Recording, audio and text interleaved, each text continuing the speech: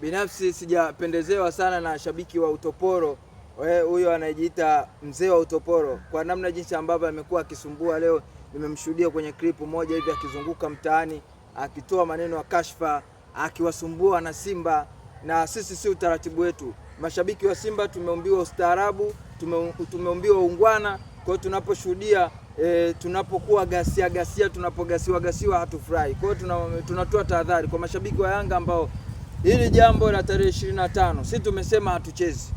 Kwa hiyo mtuache hivyo tunavyosema hatuchezi, na sisi mtuachie klabu yetu.